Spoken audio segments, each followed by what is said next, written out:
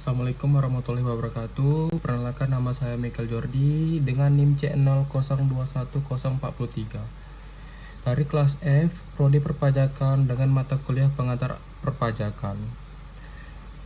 Ujian akhir semester. 1.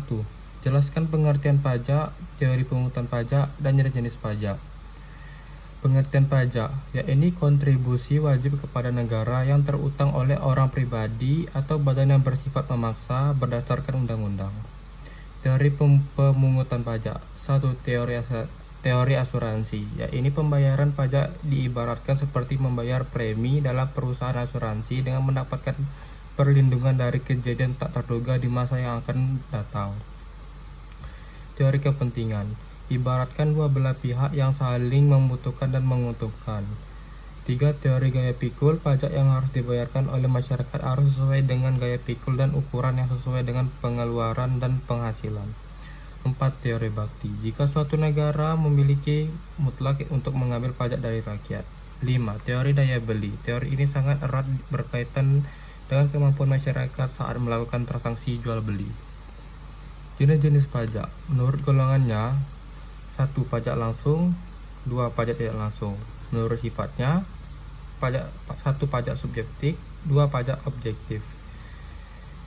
Menurut lembaga pemungutan: 1. Pajak pusat, 2. Pajak daerah. Selain itu ada juga jenis yang lain, yaitu pajak penghasilan atau PPH, pajak pertumbuhan nilai atau PPN, pajak penjualan antar barang mewah atau PPNBM, barang materai atau BM, pajak bumi dan bangunan atau PBB. 2.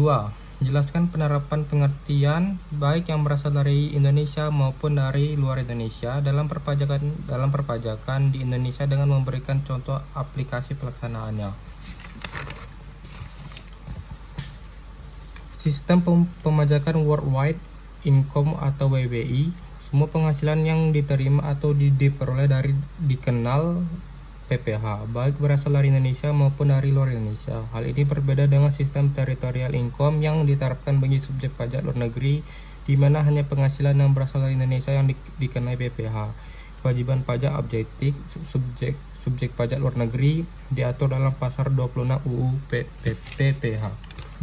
3. Menurut Anda, apakah SPT tahunan OP akan selalu menunjukkan posisi kurang bayar? Berikan penjelasannya. Menurut saya tidak, karena SPT tahunan OP memiliki 3 kemungkinan, yaitu lebih bayar, nihil, dan kurang bayar. Posisi nihil biasanya terjadi bila OP hanya memperoleh pendapatan dari satu sumber dan pajak atas pendapatan tersebut telah dipotong oleh pemberi kerja. Posisi lebih bayar dapat terjadi karena angsuran pajak yang menjadi kredit pajak lebih besar daripada pajak terutang, karena pendapatan wajib pajak tahun ini tidak sebesar tahun-tahun sebelumnya karena bisnis sedang terpuruk. 4. Jelaskan beserta contoh apa yang dimaksud dengan subjek pajak dan objek pajak. Subjek pajak adalah individu atau badan yang punya hak dan kewajiban dalam perpajakan sebagaimana telah diatur dalam peraturan yang berlaku di Indonesia, atau badan yang ditetapkan menjadi subjek pajak. Contoh dari subjek pajak adalah: 1. Orang pribadi, 2. Badan, 3. Warisan yang belum terbagi sebagai suatu kesatuan menggantikan yang berhak. Objek pajak. Objek pajak adalah sebagai penghasilan atau tambahan ekonomis yang diterima oleh wajib pajak atau juga merupakan sumber pendapatan yang dikenakan pajak. Contoh dari objek pajak adalah: 1. Gaji, upah, tunjangan, honor. 2. Hadiah dari pekerjaan atau kegiatan dan penghargaan. 3. Laba perusahaan. Soal kelima, jelaskan beserta contoh pembukuan dan pencatatan dalam perpajakan. Pembukuan adalah salah satu pencatatan yang dilakukan secara teratur untuk mengumpulkan data dan informasi keuangan yang meliputi harta, kewajiban, modal, penghasilan, dan biaya, serta jumlah harga peroleh dan penyerahan barang atau jasa. Sedangkan pencatatan adalah pengumpulan data yang dikumpulkan secara teratur tentang peredaran atau penerimaan bruto atau penghasilan. Bruto sebagai pasar untuk menghitung jumlah pajak yang terutang, termasuk penghasilan yang bukan objek pajak atau yang dikenai yang bersifat final.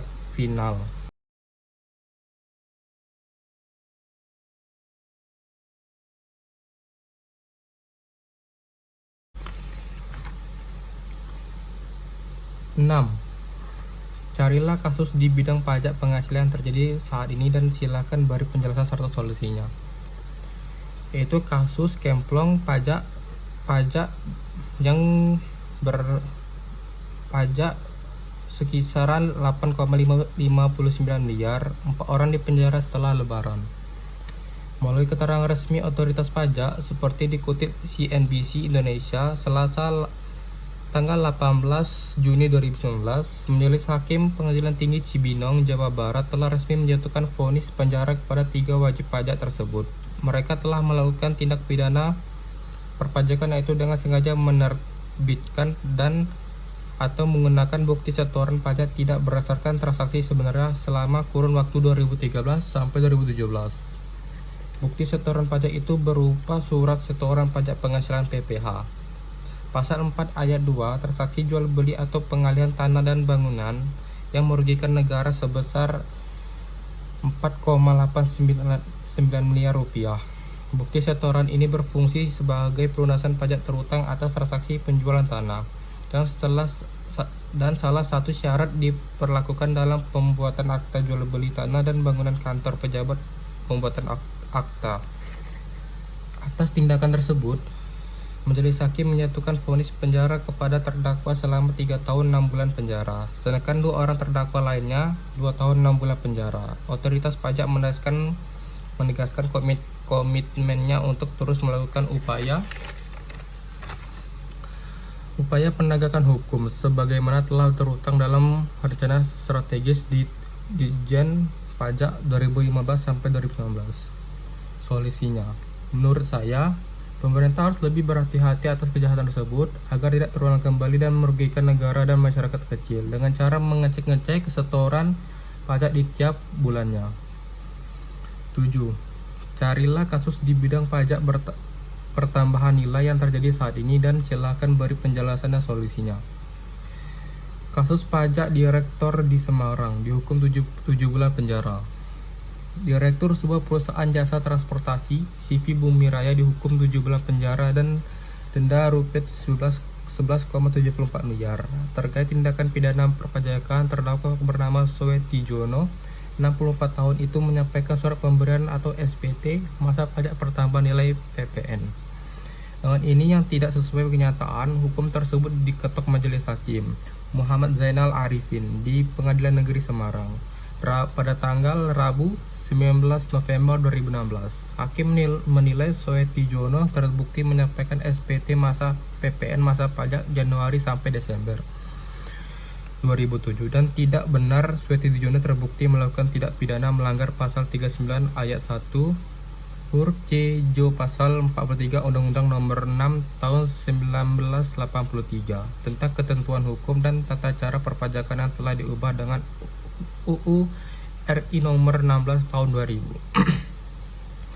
Perbuatannya merugikan negara sebesar 5,8 miliar, kata pelaksana tugas Kepala Kanwil Direktorat Jenderal Pajak Jawa Tengah, Dasto Ledianto, dalam siaran pers yang diterima detik.com Kamis 10 November 2016. Namun hal ini tidak berlaku bagi wajib pajak yang sedang menjalani penyidikan dan berkas penyidik sudah dinyatakan lengkap oleh kejaksaan. Pengampunan pajak juga tidak berlaku terhadap wajib pajak yang sedang dalam proses peradilan atau wajib pajak yang sedang menjalani hukuman pidana atas tindak pidana bidang perpajakan. Solusinya, menurut saya, hukuman tidak sesuai dengan apa yang dia perbuat, dengan diberikan hukuman berat supaya agar dia jerak atas perbuatannya. Agar tidak mengulangi hal yang sama, pemerintah lebih tegas dalam mengalami masalah ini. Sekian dari saya. Bila ada kurang mohon dimaafkan. Assalamualaikum warahmatullahi wabarakatuh.